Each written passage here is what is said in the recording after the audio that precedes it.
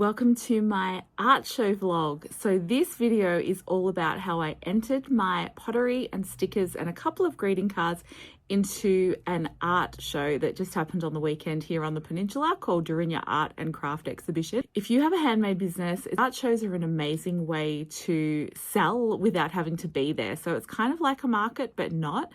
Not all art shows have a handmade section, but some do. There's another one I'm doing next month. And it's actually a really amazing way to sell your products. So not only are you exhibiting your products, they're on display for the entire weekend so people can get to know your brand a bit better. You also sell them. So they sell them for you over the weekend. You just have to drop them off. It probably took me about 3 hours to price everything, get everything prepped, drop it off, and then pick it up again at the end of the weekend.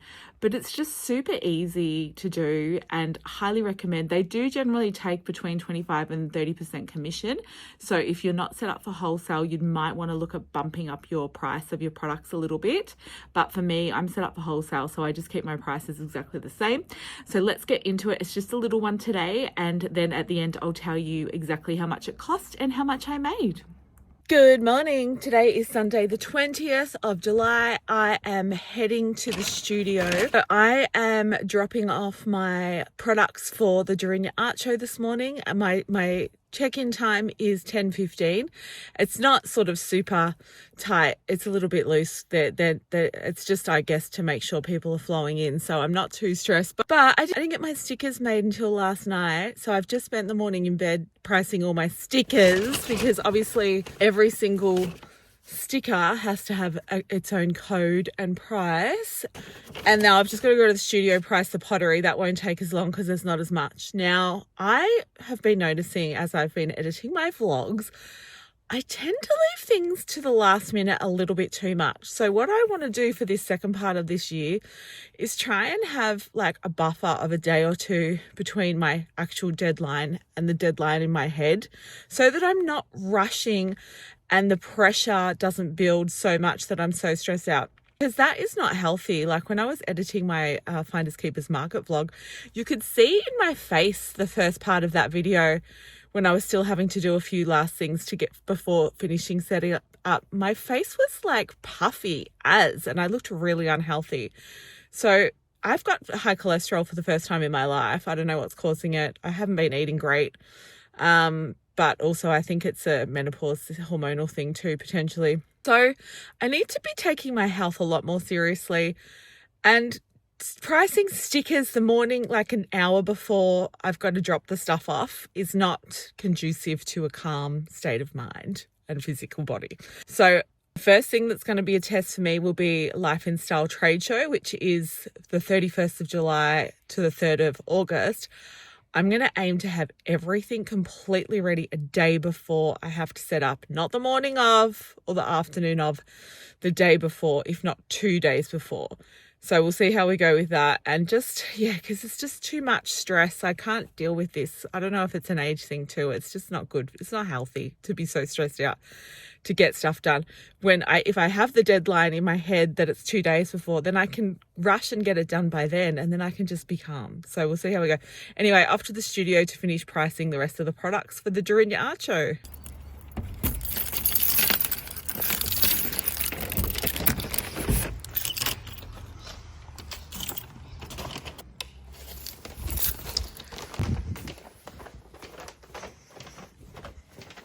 So with art shows, you'll often want to take some display items. So it's just really important that you either label your products just like with a Sharpie or something, or what I tend to do is just put one of my stickers on. I actually need to get fresh stickers because these are my old logos, but they do the job so that people know who this stuff belongs to. So with art shows, they all do it a little bit differently. Durinya give you a spreadsheet, which you fill out. You've got a predetermined code, which mine is CRD, which obviously Craft Rondell Designs. And then you just go in and put what each item is, a little description, the code number and the price and how many of each thing you've got. Now, then I just manually make my labels, my sticker labels with the codes in Canva, and then just print it out on a sticker sheet. But you could, if you've got like one of those little Dymo label makers, you could do that, or you can literally just hand write them. They don't care if they're handwritten or not, as long as every single item has the code, so that the description or the item, the price, and the code. That's all they care about. Okay, so I've priced pretty much everything. Now I just have to wrap it and put them in my little tubs. I just haven't done the mini fairy houses because there's 50 of them. I'll just do them when I get there because I'm already running late. We're all loaded up. I've just got the trolley and the bag. So we're going to head to Durinya Primary School now to set up. I was supposed to be there 20 minutes ago, but I messaged them. Oh, this is why I need a day or two like gap between when something's due, because look, my face is literally puffy already from the pressure because I've left it to the last minute. Ah!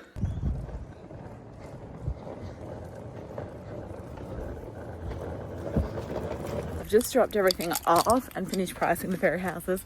I forgot my little preserved flowers that go into the fairy houses and the whales.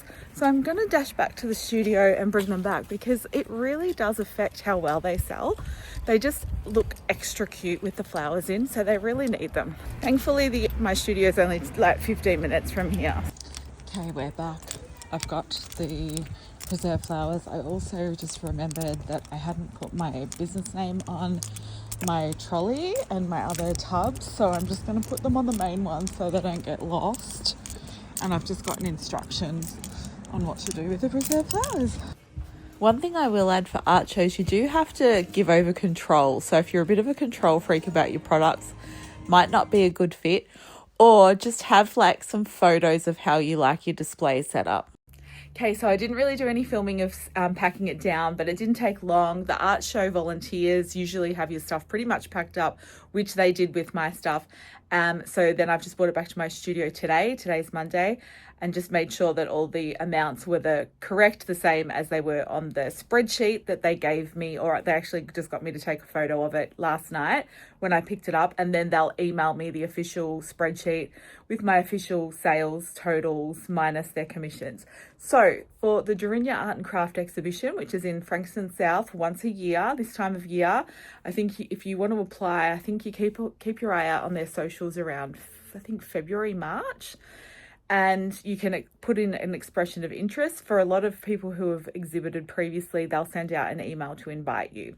So I paid $30 to have up to 50 items in the art show. Now, 50 items, that's not just 50 individual items, that's 50 different codes, so SKUs, so different products. So one product is stickers, and I had 180 stickers. One product's greeting cards, and I had like 24 greeting cards.